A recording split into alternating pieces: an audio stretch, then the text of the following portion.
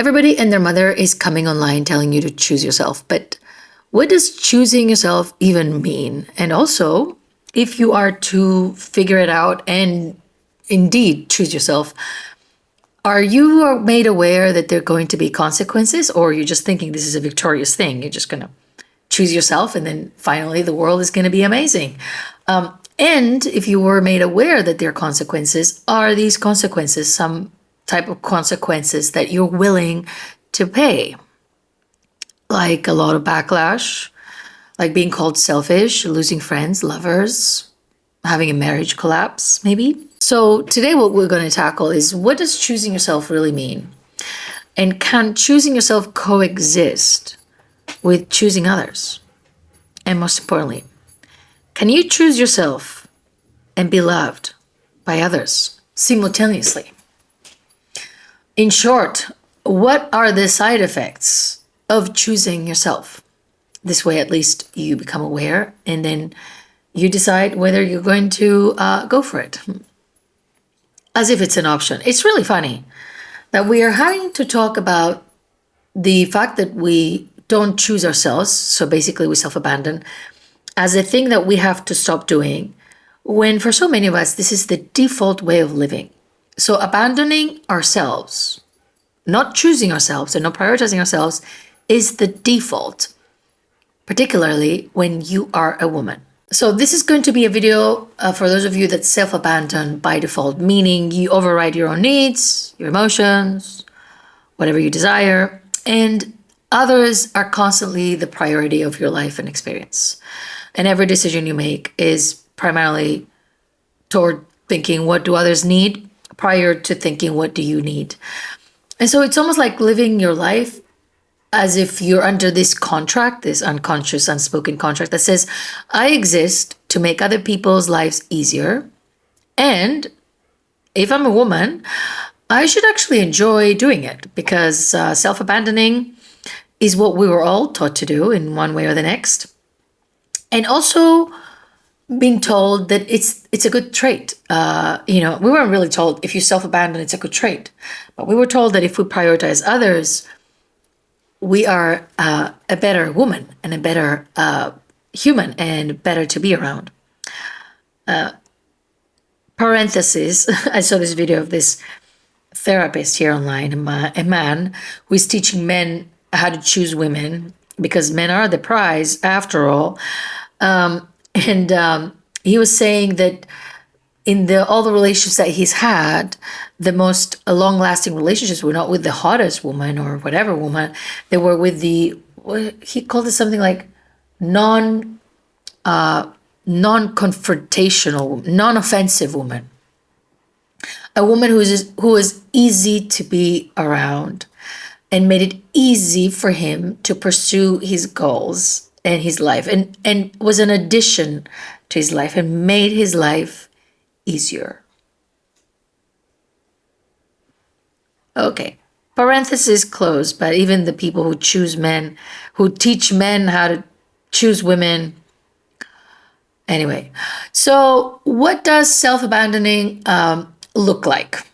Let's just put it out there, and so that we can explore it a little bit further.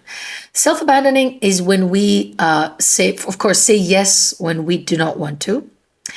And then we are resentful, meaning we have a sense of wanting to say no, we can't follow through, and then we feel resentful.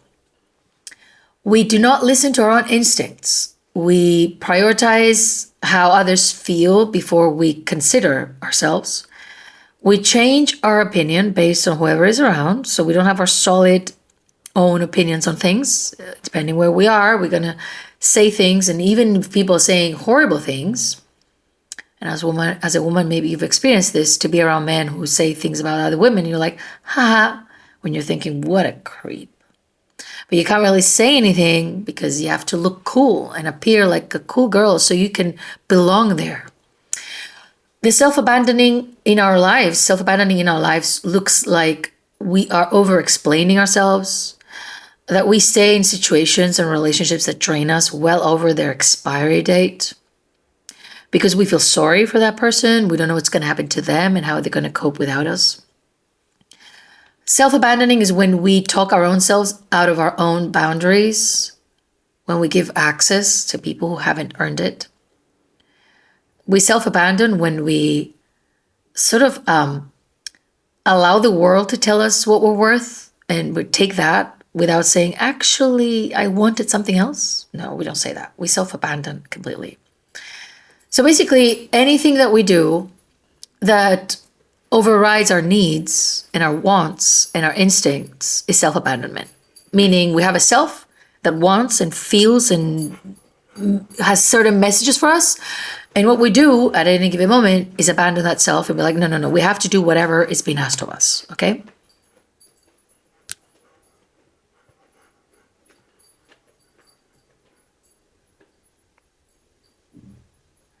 Now, we can't be talking about how to stop self-abandoning, how to learn how to choose ourselves without really tackling into why do we do that in the first place? Where the first place where all of this is starting is, of course, in our family, right? We're raised by parents who teach us to self-abandon and who do not encourage us to choose ourselves. And if anything, a lot of you that are here were raised by parents who wanted you to not only not choose yourself and not prioritize yourself, but prioritize them. Narcissistic parents are famous for wanting to be the center of your experience. So if you've had parents who are narcissistic and entitled and emotionally immature, what they really taught you to do as a way to be sort of loved or accepted is to make them the center of your existence, them and their emotional world, which means that you do not think about yourself before you act. You think about what the person in front of you wants or needs. Because if you don't think that first and you don't filter what you're going to do, think, or feel, they're going to be upset. And when they're upset, you're going to be punished with feeling unloved or not included or whatever it is that they're going to do to you, right? So what you're learning as you're growing up is that your needs are inconvenient and your emotions are not really a valid sort of thing to be bringing forth. You know, you're always too emotional, whatever. You know, you're being told you're too emotional when you're a kid by an adult who can't keep their own anger together, right? They're yelling and they're doing things, but you're very emotional and you're dramatic and you're this and you're that. So you're learning that the experience that you're having should not be witnessed by those around you, because those around you are going to shame you or punish you about it. At the end of the day, it doesn't really matter. So what you are going to become when you're raised in these environments is hyper aware of what everybody's feeling, right? You go around life and you're constantly making choices based on being very aware of what the environment expects of you. And you become very highly attuned to everyone around you and emotionally responsible for their moods, right? If somebody's sad, angry, whatever, you're immediately thinking, it's my fault. It's my fault. So how do I fix this? How do I do something? Because you're constantly choosing others, right? You're constantly looking at others and making them the priority. So your role in narcissistic families as a daughter specifically is going to be to adjust and adapt and facilitate and make everybody's life easier, just like the women this guy I mentioned before is seeking, a woman who makes his life easier because he's the prize. So that's your role, and you're never here to just exist freely, right? Don't be mistaken. And then what reinforces this whole conditioning that our narcissistic parents so accurately pull through is the patriarchal conditioning, right? Because then we enter into the world, we get out of our narcissistic families, we enter into the world, and the world and patriarchy loves. And that other guy that I mentioned before, I have beef with him, yeah. He doesn't know me, I'm sure, but sometimes I will watch his videos because I see the topic and be like, I kind of feel like being pissed off, so I'm just gonna be like, play. And I'm like, wow. But anyway, so patriarchy loves a self-abandoning woman that is agreeable, accommodating, emotionally available, non-confrontational. She doesn't take up space, doesn't disrupt, doesn't demand. If somebody is only making your life better constantly, they're either your pet or this person has no needs. Because eventually, if you're coexisting with someone and you live with them and you love them and you're in a relationship with them and you're around them, there are going to be moments where you have to be like, oh, this person has some needs that I kind of have to take care of and help them with, or we have to do something different today because I can see what they want or whatever, right? It's not all about us. But in a patriarchal society, it's all about the man, right? And sort of like gearing our attention and centering towards the man and constantly choosing the man over ourselves while it's trying to be chosen by that man by not choosing ourselves so that he chooses us. See, it's not complicated, is it? Is it? It's not complicated. But anyway, so we're being told, be kind, be understanding, be patient. And all the while we're being patient, but nothing changes, right? We're being understanding, even when we're being mistreated, and we're kind, even if it's costing us. And all the while we can't really say anything or act or show any type of emotion, because the moment we show all of those things, which are essentially reactive sort of manifestations of what's been happening, but suddenly we're not accommodating. So the moment we choose ourselves and we're like, you know what? I'm going to say no, or I'm going to show my anger, or I'm going to set a boundary here. I'm going to whatever, say something. In that very moment, we become kind of not so pleasant to be around because we are demanding, we have expectations. And also we're centering everything around ourselves. How dare we, right? So your childhood conditioning teaches you how to be that woman that then patriarchy and the man that is going to choose you eventually wants of you. And then you are raised to become a mother that is, of course, going to prioritize her children and obviously not need to center herself at all in her experience, because her experience and her life doesn't matter. It's almost like your experience is only there because you're there to serve others. That is the role of the archetype of the traditional type of ideal woman. She doesn't exist. So of course she doesn't choose herself. Of course she self-abandons. She's abandoning herself and she's taking care of everybody else. Now, that means that when we choose ourselves, if we've built lives based on self-abandoning, when we do choose ourselves, it's going to be complicated. It's going to be complicated because by default, we're going to put ourselves in the center of our experience, and the lives that we've built are usually built around others. So what are those others going to do, right? They're going to be like, oh, I love that you're choosing yourself. They're going to be pissed off. They're not going to like it, right? Starting from your parents not liking it, and your partners and your friends and everybody around you. If you are usually somebody who self-abandons and tries to kind of like choose yourself in more of like, oh, somebody online told me to choose myself and they gave me 3 things to do kind of thing. You'll just throw things around and people are going to be like, are you kidding me? And then you're going to back off, because it's really hard to choose yourself when you've been conditioned to prioritize others, right? Which is why to choose ourselves, it has to be really an internal movement of actually knowing ourselves, valuing ourselves, and really centering our experience back to ourselves by actually spending time and reparenting ourselves. It's not like, I'm going to choose myself. So you tell someone, no, today I'm going to choose myself. They're going to laugh at you. And you're going to be like, what are you laughing? I'm choosing myself. You're not choosing yourself. You're performing something that you learned. And you cannot stand behind performative boundaries because there's no self that you're protecting. You have abandoned that self so long ago. So unless you're willing to discover that self and work with that self and connect with that self that you are and live your life based and centered in that self, whatever else you do is going to be performative. But the side effects of eventually choosing yourself are going to be feeling guilt. So you have to increase your tolerance to guilt. You are going to feel like you're being too much, and people around you are going to say that. So it feels too much, even if it's just the bare minimum, right? You're going to be told a lot that you've changed in a way that it feels like it's an offensive thing. Like, oh, you've changed. You weren't like that, right? You will get pushback, of course, when you're no longer available to do the things that you've always been doing. And a lot of the relationships that you have based on self-abandoning will now not be so easy to maintain.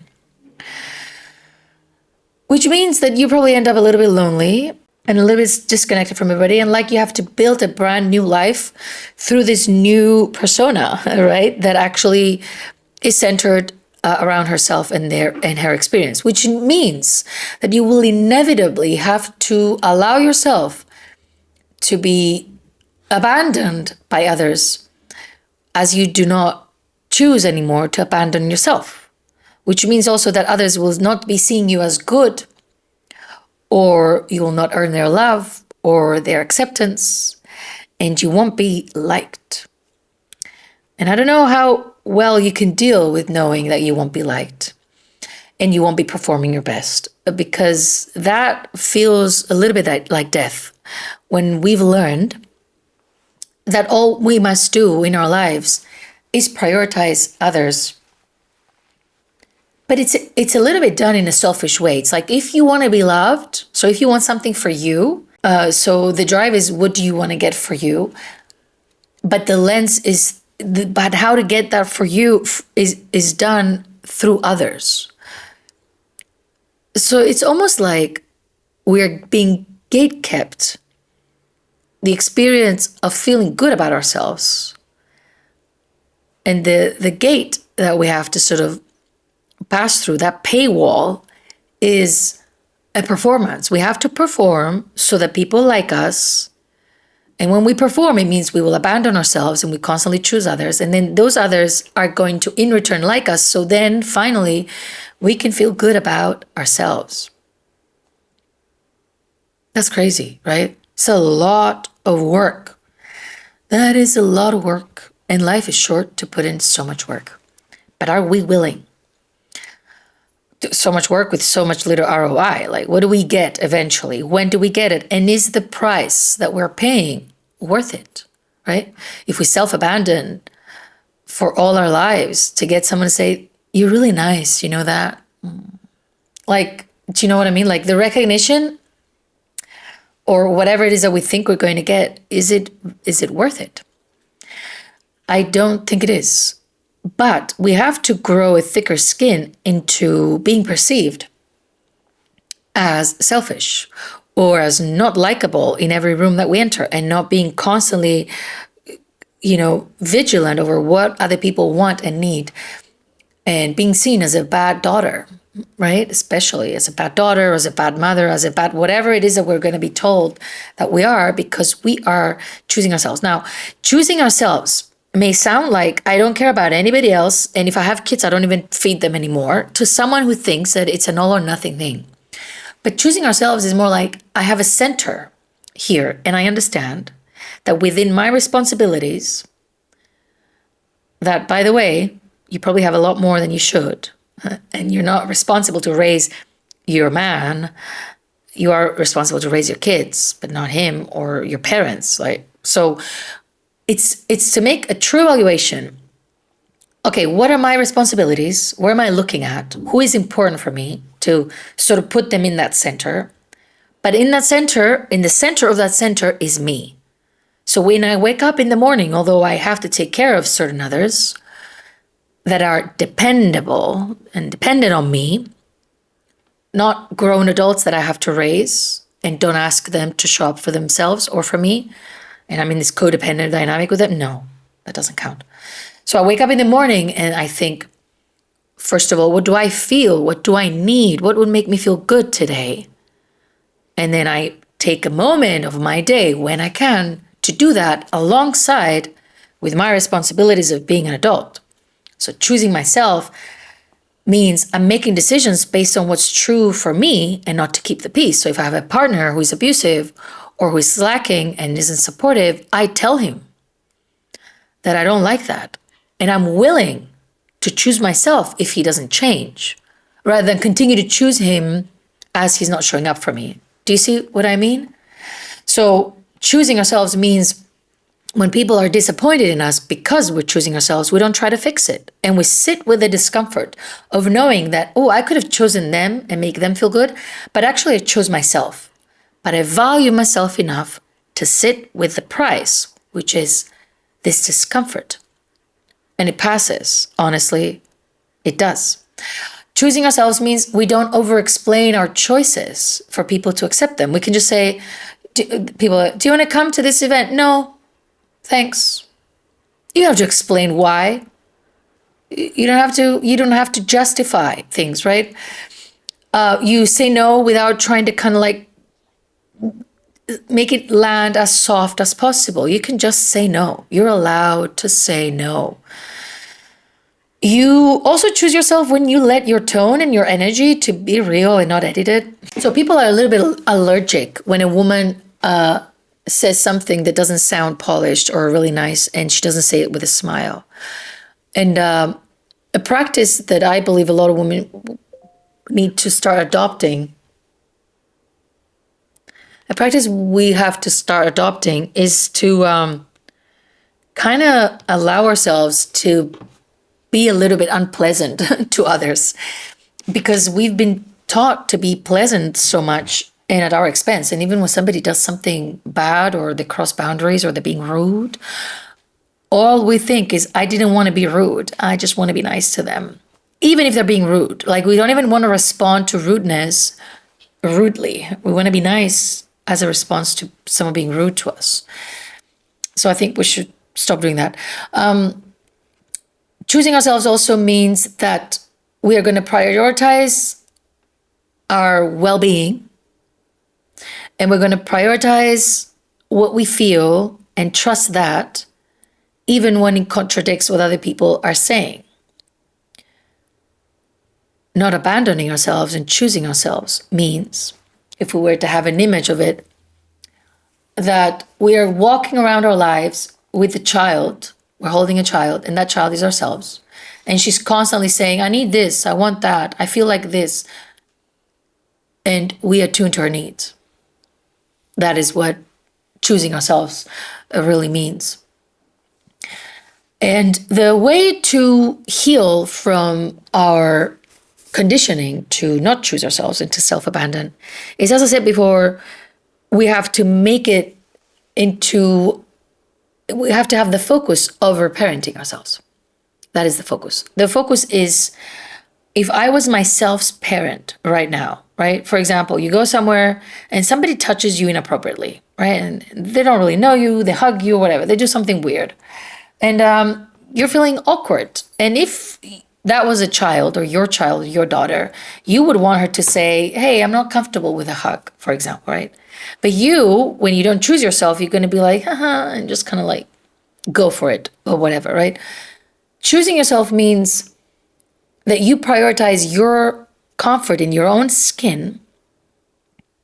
You prioritize alignment with what you need and feel, what you want and don't want, over how others will perceive you.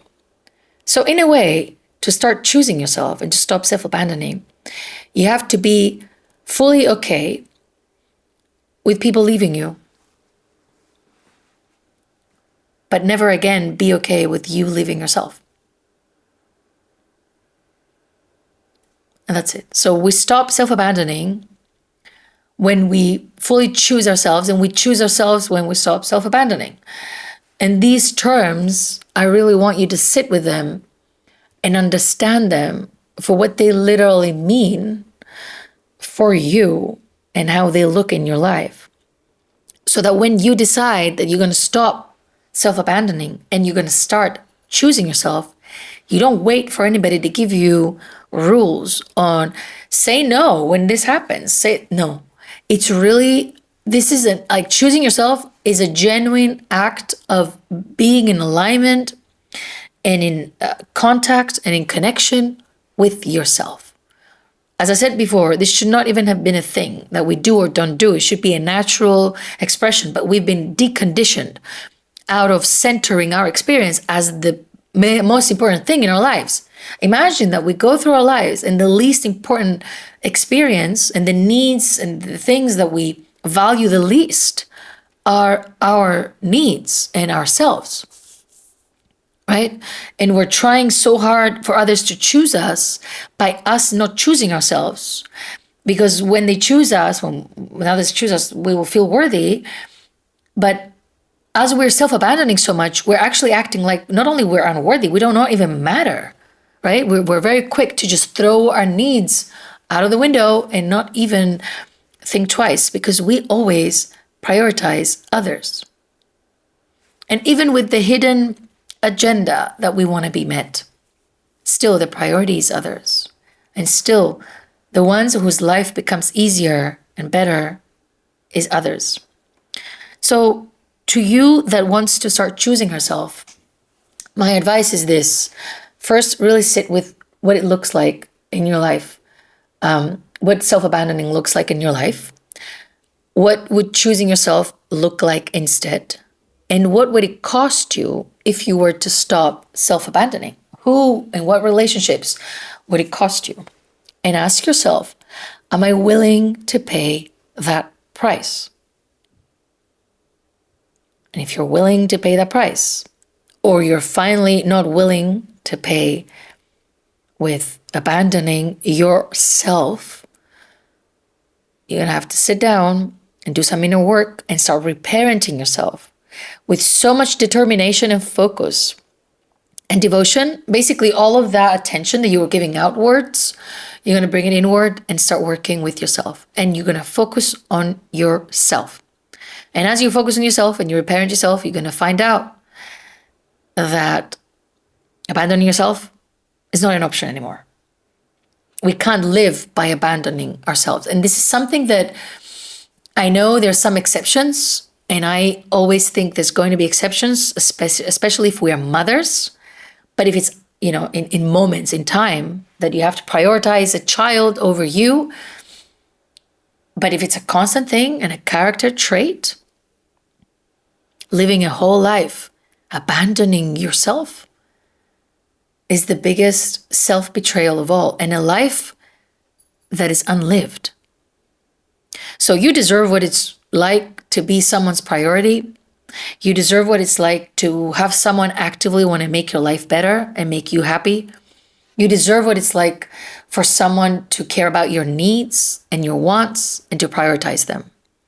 And although it would be magical of me to say that this someone exists and they're going to come and do this for you, which for some people can be true, what I can't say with certainty, because I do not know your circumstances, nor can I see into your future, that person can be you. And you can set the tone and the bar a little bit higher as to what it's like to be, as a default, a person and a woman centered in herself, not quick to self-abandon for others. And the people you will have in your life and tolerate in your life and welcome into your life and continue to keep in your life will have to adjust with that level of, that way of living with you, instead of coming into your life and expecting you to abandon yourself for their own happiness. If anything, it's time to abandon everybody else's happiness and focus on your own. I'll see you soon.